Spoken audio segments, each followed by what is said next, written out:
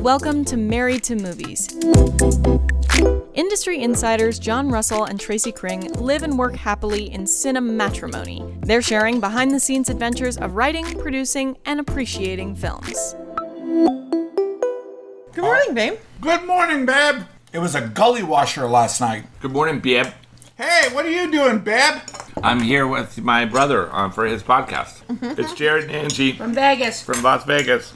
This is their last day here. Boo. Boo. Boo boo. It has gone extraordinarily quickly, has it not? That's what happened. We saw The Entity last night. No, it's called Mission Impossible. I understand, but there was a creature in it called The Entity. We're not referring to the super horror sex movie of the 1980s With Barbara Hershey. You know, And Ron Silver? and Ron Silver, yeah. I love that. I don't know that. That's a very disturbing I film. love that movie. Oh, you don't know that film? There's Okay, so the concept of that film is supposedly based on a true story of this woman who's constantly being assaulted by an invisible creature. by an entity. Like sexually assaulted? Yeah. Yes. Okay. But Majorly. she has like a traumatic past, right? Right. You know, with like No. abuse and stuff.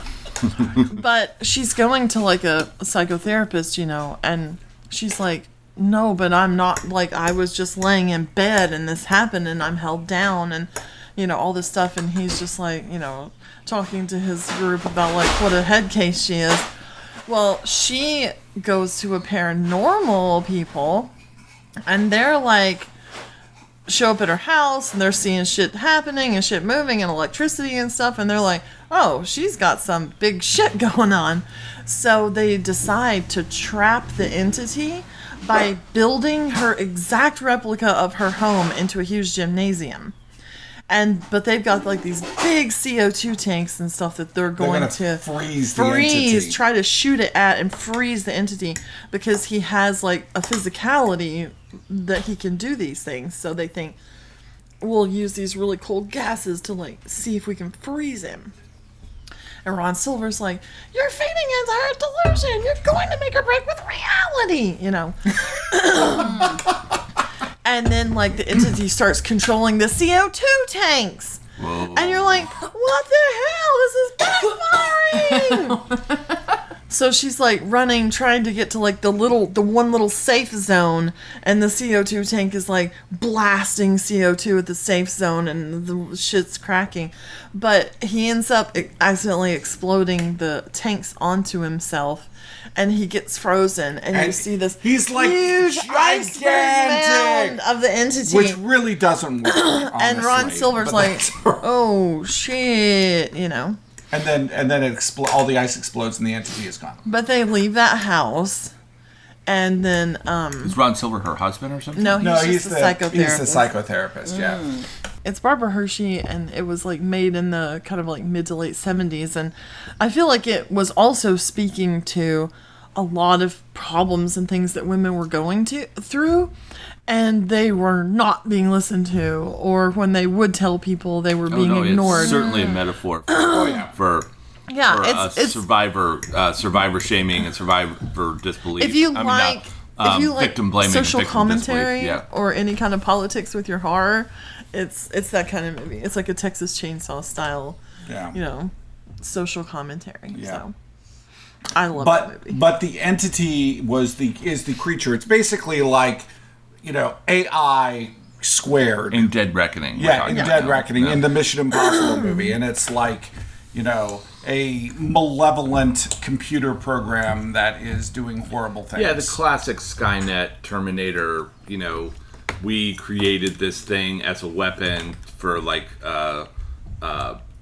intelligence and sabotage warfare, this computer program, and then it became sentient, and now we can't control it. The one unique idea that they have is that the entity, the computer program, needs people basically to do kind of its bidding. Right, because it's not at a Skynet level where there's already a host of machines that it can control. Right. There aren't any Terminators yet. There aren't Terminators or robots or robot-controlled things. Like it needs people. Right. And people basically, a couple of people treat it like it's a god.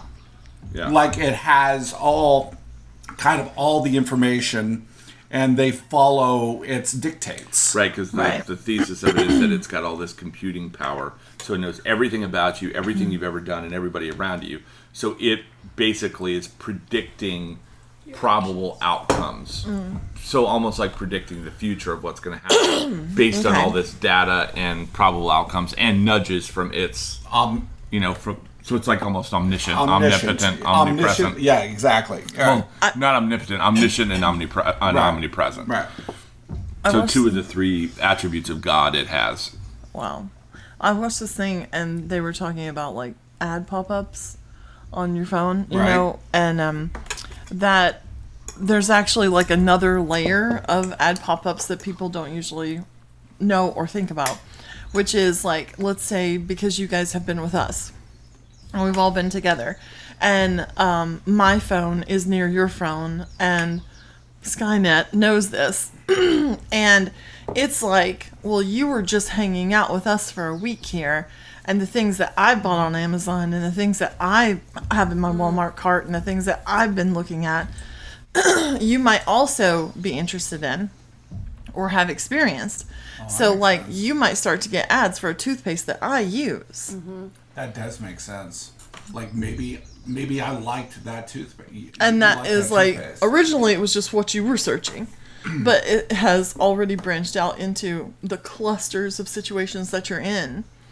And accessing and creating like a more 3D model But see, that doesn't, of you, of each person. See, that stuff doesn't bother me because that is the purpose of advertising. Which is to serve me. Have you ever thought about the fact that, like, well, all this advanced technology, I mean, basically television programming was invented as a way to sell shit. Yeah. Right. It was a vehicle to deliver advertising, right? Right. So we go radio, same way. The programming was created as a way to deliver advertising, to monetize what was going on. Movies, theater, those were like really music, those were the only real true forms where you were paying to experience the art form, right? Television as a whole is if you're going to sit in your living room and watch a box for 2 hours, the way we get you to do that was we're going to give you this programming so we can sell you shit. That basically all this technology, 100 years of media technology, and we're basically just in the exact same place. Yeah. Like all of social media, all these things are all platforms that exist. They give you this free thing so that they can turn around and sell you advertising. And then think about this. Through all this 4K, 8K surround sound, what is like the most like surging form of media right now? It's podcasting. Yeah. We've fucking gone back to radio. Right, like the 1920s. Yeah. But we've gone all the way back and we're radio again. Okay, AM radio. So what's interesting about what you're saying though is that there's a missing piece, which is the loss of ad revenue to television, and also the loss of movie ticket sales. So I wonder if what SAG is going through right now with the strike and the WGA was a response to we're not getting all of that money from them. But here's the thing. So we've got to take the People money. are still spending that money. They're just spending it every month on subscription fees. So you think about Netflix having 230 million subscribers times whatever money. I did the math on this the other day. Right. It's like $3.5 billion a month. Right. Okay, so that licensing money is going somewhere. Obviously, Netflix is spending a disproportionate amount on creating content, but like, who's getting that money? Mm-hmm. Who's getting the HBO Max money when they license the entity or whatever, like it's a film and it's on HBO Max for 2 months or 3 months? Like, who's receiving the share of that? What HBO Max is like, what, $17.99 a month now, or $16.99? It might be, yeah. Right. I mean, it's Close to 20. I think it's the most expensive subscription. Right. Right. But I mean, you think about. I mean, I have Netflix. I have Absolutely. HBO Max. I have Disney Amazon Plus? Prime. by Yeah, default. but it all basically adds up to what cable used to cost. Cable, or even a couple nights a month out to the movies. Right. And so And because the problem with the cable thing is that if you have, in order to have actual cable with like your local channels and ESPN, you have to have one of those other services, whether it's Sling or YouTube TV or Hulu with live, and those things are like $70 a month. Yeah, it's Yeah, basically just a how one. much do we pay for ours? The one that we have, like, just the basic channels on. Oh, well, I can't even get the cheaper internet. The really good internet only comes with Right. basic That's what it cable. used to be with us in Florida, Yeah. was that we had the basic cable package because that was the most inexpensive way to have The best internet. the best internet. Was, Right. Actually, more to just have internet. Yeah. Right, Yeah. right. They So- penalize you. But like, you think about it, so if you're paying local TV or cable to have local channels and ESPN and some of that stuff that you can't stream, and then you're paying all your subscription services, I mean, you're paying more, significantly more than you paid. I mean, you would have been if you had like the cable package with every premium channel and all that. I would say that I was paying on average of $120 to $150 a month. And you're probably still paying that. And that's probably still what we're paying. Yeah. Right. I was watching some stuff about SAG last night, and like their first talking point was, of course, like AI and how that's going to look. And you may have heard about like scanning in extras for a day rate. Like they will scrub what they call scrub your face, and They said the quiet part out loud with that. I mean, everybody had been suspecting that, but then to actually offer well, that but was so crazy. what it sounded like to me and how I interpreted it was like a company could, let's say I was producing a film and I needed 200 extras. Well, I could pay them one day rate and have them come in, let me scan them, but then I own that scan in perpetuity. But like it's not that your scan would be shared, or that you would become a big database of human faces that they could pop on anything they wanted to. It's that my company would own that. Yeah, but then, My company created it. My company would own it. And then if you wanted to go be scanned by another film company, they would own it. So if you want to, so basically, if you want to just make the immediate money, you go around to all the companies and you scan your face, but you no longer are going to have a job as a background actor because they've already got you. Yes, they would have you, and they could use you any way, anytime, anyhow, until this world blows up. Any projects. Any project. projects Except for that the ones their on stage. It production should company be just did. project specific. Like Yeah. you can use my name and likeness, which is interesting because like college sports has kind of gone the other direction, not in the digital domain as much, but like the whole thing with like amateur athletes getting paid and all that stuff. The way that Supreme Court and everybody kind of ruled that was name, image, and likeness, which is that a college athlete has the rights to their name, image, and likeness, and therefore can sell merchandise, anything that has to do with their name, image, and likeness. Right. So that's how like college athletes are getting paid pretty substantial Right. in the large sports. Obviously, What if used you're a to- lacrosse player, you're probably not making a bank. Which but used to be like you foreboding. couldn't make any couldn't money. make any Right. money. Any money. So really, these core things are like the same thing. What we're talking about is name, image, and likeness, and the rights to your name, image, and likeness, and how you are able to license those or sell them, and so on and so forth. Well, I think it's interesting, this battle with like the people versus Starbucks or the workers versus Amazon has been going on for a long time. This is different.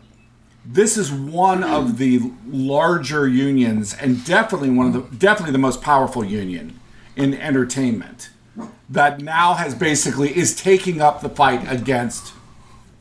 Okay, fine. Let's use the phrase corporate greed. 100%. But that's what unions do. I mean, if you think about any right, and I don't mean to get on like a liberal soapbox here, but like Get on that liberal soapbox. any right that any common person Absolutely. or working person has come through what SAG and AFTRA are doing right now, Right. which is striking. Like a corporation is not willingly going to give you a 40-hour work week, or paid vacation, Right. or benefits, or retirement, or sick leave, or maternity leave, Right. or any of the things that we enjoy as just standard rights. A corporation will never give that. If it was up to corporations, there'd still be 12-year-olds working in pencil factories. Like, Well, and that's the way it is in other countries. and let me say, that is not the corporation's fault. A corporation as an entity's job legally is to make as much profit as possible. It is against the law for them to do something that would negatively affect their profits. Okay, so is it against the law for them to go to another country and have their lithium mined by 8-year-olds? No, we can't regulate what another country does. I understand that, Now, but we for could- them, but is it against the law for them not to do that? In other words, is it okay for them to pay more for lithium if it's being done in Because the minute that environmentally the minute sound they way? make a conscious decision to make less profit, any shareholder of that company can sue the board of directors for saying you're not properly managing this because you could have made me more money by doing this instead of this. I can't sue that 8-year-olds are mining Can't sue lithium. for ethical violations. No, not unless it's regulated. See, that's why. That's why we have to have the regulation.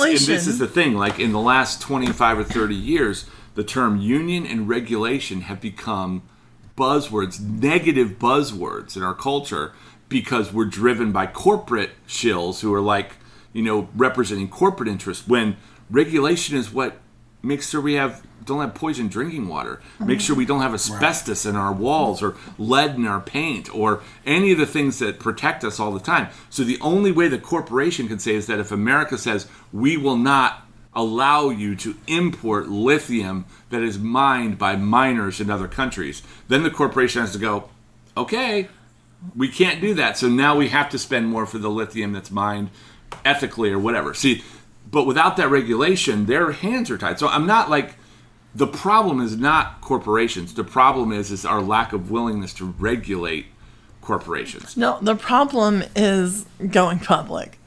Like, having shareholders at all creates a profit-driven Right. empire. It's shareholder value. It's profit at all costs. That quarter is over quarter corporate growth. All that stuff is what drives the corporate greed that you're talking about. It's Yeah. the way the system, is constructed. But the only check and balance Right. to those systems are unions and regulation. Yeah, That's and it. regulation only happens through blood. But Regulations are written in blood. That's But absolutely the honestly, truth. but honestly, this could not happen at a worse time for the entertainment industry. And being the fact that we're in the entertainment industry, we have fully not recovered from COVID. Nope. People have gotten used to having their own entertainment in their homes. I'm going to call that, though, like, that's kind of BS in a way, because there's never a good time to have a strike. Thanks to our sponsor, Movie Mode Merch, the graphic t-shirt store to outfit you for your next film set. Be the person wearing the t-shirt everyone asks, "Hey, where'd you get that shirt?" Cast and crew alike love these inside jokes and filmmaking-inspired designs. Check them out on Insta at Movie Mode Merch. If you're, Tom Hanks or something, or, you're a famous actor, you don't care about going on strike. No, of course not. Deadpool 3's on No. strike, and Ryan Reynolds is losing $1 million of his, $1 billion from his soccer and liquor. Right. I mean, who freaking cares, right? Yeah. He also has a phone company. Right, but it's the people who are like losing their like livelihood, daily gig, absolutely. paycheck to paycheck, working as extras or as some side small Which is part. a lot of actors. Yeah, that's A lot. most actors. And everybody else who supports all of the grips and all of Right. Because no gaffers, actors, everything. no writers, no Nothing. no electricians. Nothing is happening. Right. So Nothing's nothing's No happening. caterers, no nothing. Right. So there's but at the same time you got to think about, it's a bad time for the industry, but mainly it's a bad time for the corporate portion of the industry, because they're the ones who are going to feel the pain on the greatest level, because they're still having to pay for sets to sit idle while they're waiting for the actors and everybody to come back. They're the ones that are losing the revenue by basically probably losing an entire quarter, maybe even 6 months of 2024. They can't even promote the films. Because they can't promote them, and Right. they don't know when the films are going to come out. So, like, the real burr in the saddle is, I think, for the corporations more than anything else. Right, which But is what they're counting. they're Yeah, it's what they're unmotivated. They're unmotivated to fix that. Like last night, I was listening to the other elements of AI that the corporations themselves are, want to lock in, right? Which is that, and they already can scan from any of the stuff that they already have, and that's a problem. Like, they were talking about the new Indiana Jones, and Harrison Ford said, well, George owns thousands and thousands of minutes of my face in close-up. And he can take composites from that and create me doing anything. He could turn me into a singing frog. But, like, George in a owns church. that. Right? George owns that.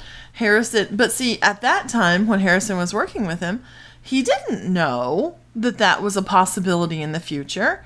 Should Harrison not make money off of that character and give permission, sign a new release? In 10 years, that's when a Harrison Ford problem. is dead and they do Indiana Jones 6 with a complete digital composite Yes. of Harrison Ford. And that's shouldn't what they're Harrison planning Ford on. family make the $5-10 Yes. million Yes. that he would have made. Absolutely. And that's what they're planning. Right. That the future of entertainment is actually going to be Retro. a 22nd season of Friends for Tracy. Right. That's the future of entertainment. Right. With all Possibly subscribing age-appropriate- to actors. age appropriate. They'll look the same as Yes. they did. All of that is. Or I mean, I and you get can to- age them. You get to see a movie with Humphrey Bogart and Harrison Ford Look, side by side. I love the movie Twister.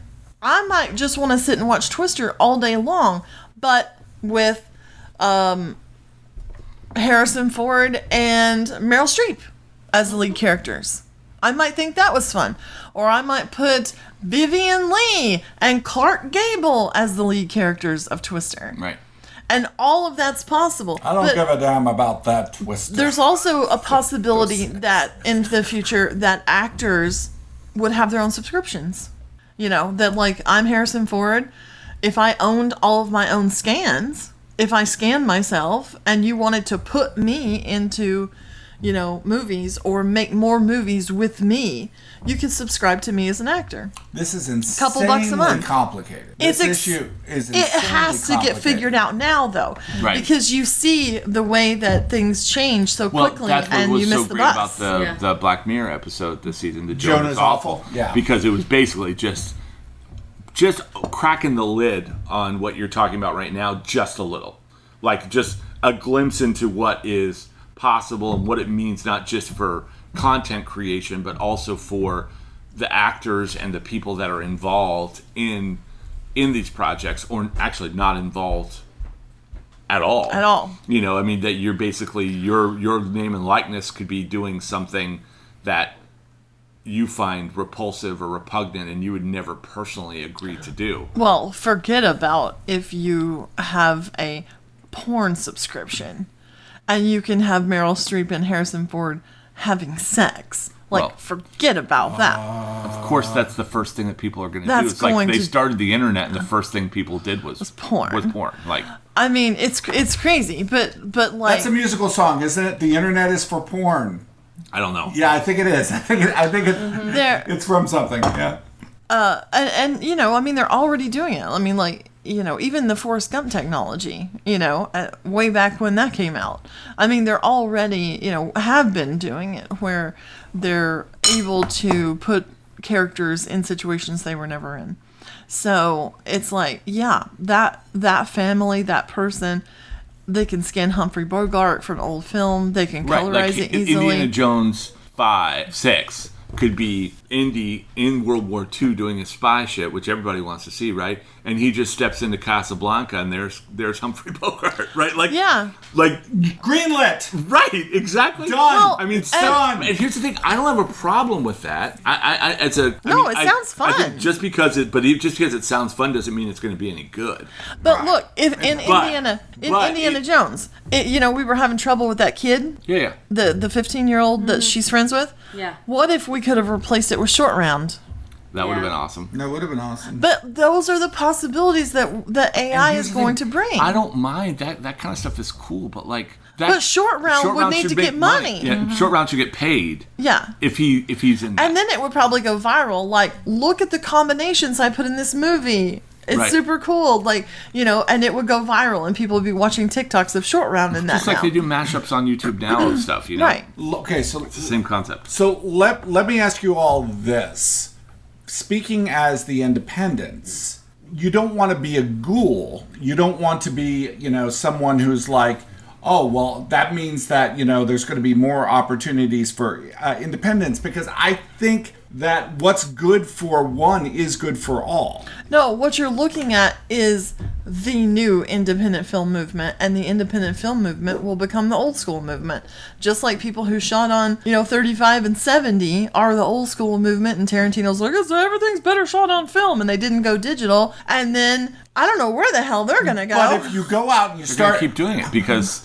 There's something there's a uniqueness to it to look. But if you go out and you start shooting with a bunch of non-SAG actors, people who do not belong to the Screen Actors Guild, and you hire people that are not part of unions, in a way, aren't you being a scab? Aren't you not supporting what's going on? I don't think so, because even at a low budget, if I'm a SAG signatory, if SAG changed this, I would agree. You have to work on a certain amount of SAG products as a non-union member in order to qualify to become part of the union. So if SAG itself weren't saying it was okay, then I would say, yeah, that's a scab organization.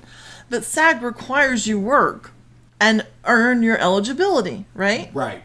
You have to work on enough SAG projects before you're allowed to become SAG. And those are all independent. Now, you're talking about, like, just completely non-union, guerrilla, very much like what we do sometimes. Yeah, well, what we used to do. I mean, now, we've had, for probably our last, 4 or 5 films, we've had some SAG actor involved in them. Right, but those actors are working on union and non-union things to get waivers and to get better at their craft. This is the thing. I mean, I feel like the way it should work is that a rising tide raises all ships. Like, if nobody's making money, nobody should make money, right?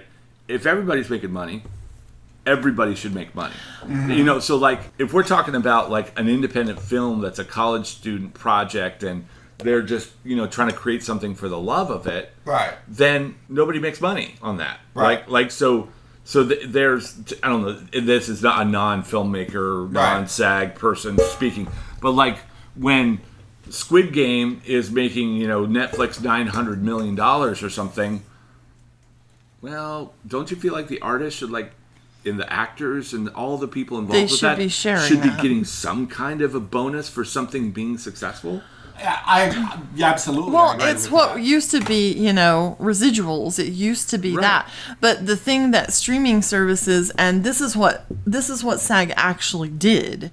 They brought because the thing is the proving, the analytics, the data analytics that Netflix might say, oh, we can't possibly quantify or figure that out, even though television broadcasts knew how many fucking people had eyeballs on a TV. And you're telling me with a computer, with everything built into a computer, they don't know? It's bullshit. So SAG brought in their own very reputable, very high quality data analytics company to the meeting. They basically negated it. They tried to say they weren't any good. And then the talking point of all of AI, they stopped responding. They need to scan my face and use me because they may need to digitally change scenes within that film. Right. But that should be specific to that film only. Right. You pay me for the rights to my face for that project. You do not get me in perpetuity. Well, just imagine if you... had your image scanned, and let's say you were getting $25 every time your image is used in another project. Now, that's not the $220 of you having to show up and do it, but then again, you don't have to show up and do it. Which means if you were getting that $25 for what that project was, you could be getting residuals from tons of projects. But get this, what does every major actor start out doing in their career? Oh yeah, stock. Their hand. So that means that some person now that got paid $225 for the perpetuity rights to their name, to their likeness, 10 years from now, when they're the number one star in Hollywood, everybody has a right to their face to use it because they sold it when they were a starving actor doing extra work on Deadpool 3. And then you don't also have consent on what the projects are. But that's the huge part too. Right. They could use you, like you said, porn. They could use you for anything. And Well, remember it's Crispin huge Glover? dilution of your brand. Remember? Huge dilution of your personal brand when you're just showing up in, and then you have to have the authorized official project by, whomever actor, and as opposed to the fake shit. It's And also, they need to be addressing the voice also. Because voice recordings of a person are everywhere. I could scan that from Johnny in an interview on YouTube and make it sound like Captain Jack Sparrow if I wanted. Yeah, it's Just think It's about just a Crispin deep Glover. well of Crispin Glover. but he sued and he won. sued and he won. Right. But where is that going to be? Right, but I'm saying that those type of laws are already on the books. So you're talking about an ocean, unless it's worked out. And even if it is, there's still going to be an ocean of lawsuits, and it'll be decided in the courts like what. And I would think, based on laws by humans for humans, that it would err on the side of someone owning, unless they literally signed away their thing. But the whole thing in that Black Mirror episode is terms and conditions. That all that shit's buried in, page 32, paragraph 3, line A, oh yeah, you signed away all your shit when you did this, and we just click on our terms and conditions every day like it's nothing.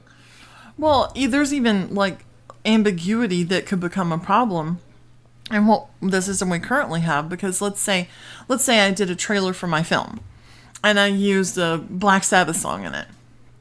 Well, technically, I may not be able to get it on YouTube and stuff, and it may see that I've got copyright infringement, but technically, I'm not selling the trailer. The trailer is promoting a different product, and if I weren't, and I could double cover myself if I didn't make you pay to watch the movie I was promoting, technically I'd totally get away with it. Yeah. Well, because there's nothing to sue you for. There's nothing to sue me for because there was no income from it, but I still benefited from the use of a Black Sabbath song in my trailer. But I wouldn't be able to put it on platforms that tagged unlicensed use of things. But it doesn't mean I couldn't still promote it. So even within the system that we currently have, there are issues that will become AI issues. I also, but I just want to say that I think it's very dangerous to villainize the other side. And I think that that's always what we tend to do, even if they are the villains, because there's a thing called saving face. To actually get something out of this, for yourself, the other party can't feel like they're getting fucked in the ass. Either one. And villainizing the streamers. No, and that's what I'm talking. Netflix's job. It is a publicly traded company. Netflix's job is to protect its profitability at all costs. That's what it's there to do. If you think of Netflix as a person or an entity, forgive the term, to come full circle, its job is to protect. But there has to be somebody on the other side representing and pushing back against those interests. Absolutely. Right. So I don't blame Netflix for trying to make as much money as they can. They've done what they could do, and no one has stopped them from doing it. 100%. everything they've done up to this point is completely within their... And for people to act like, well, how could Bob Iger try to make all this money and have $27 million a year and be on a $400 million yacht? Because he's Bob Iger. That's what he does. Right. And he makes money. Right. And he makes... And there was nothing to stop it from happening. Yes. Right. And he makes billions of dollars for Disney because people give billions of dollars willingly to experience the things that Disney creates. So because they create good shit. Right. And Bob and Bob does his job well, so he goes and he gets paid for it. Get paid, Bob. Like, I'm fine with you getting paid. But if you don't want that to happen, then regulate it. Stop voting for people and stop supporting people who say that the key to success is deregulation. Well, let me ask you guys this. Is it supporting the WGA and SAG-AFTRA and whoever may end up having to strike, IATSE or, DGA, the DGA and the whatever, PGA? yeah. Is it supporting them to turn off streaming services? I don't think so. But the streaming services they're not making money off if of they this. came out and said, "Hey, we need your support," I would cancel my Netflix subscription or whatever they ask to do for a month and to just show support. Absolutely. But I think that is a self-inflicted wound, because if millions of people drop off streaming services and then that streaming service goes under, then there's no place for that content to be created. That's a false. I think that's a and false there'll be a new narrative. one. Well, they're not going to go under. Like if suddenly 10 million people dropped off of Netflix in a month, They would just up their advertising or budget. they would also, Or they would charge more money for for it. No. it would come back to the table. Mm-hmm. Like then it's hitting them in an immediate sense where it hurts. Because right now what they're doing is they're protecting their long-term interests. Mm-hmm. Yeah, Right. they're thinking about 30 years from now. Yeah. Let people own their own face. Yeah. How about that? What an idea! It's too much. How about that? Okay, I crossed the line. that's Sorry. right. That's the way we will we will exit this podcast. Let people own together. Let people own their own face. It's their own face, so they should own it.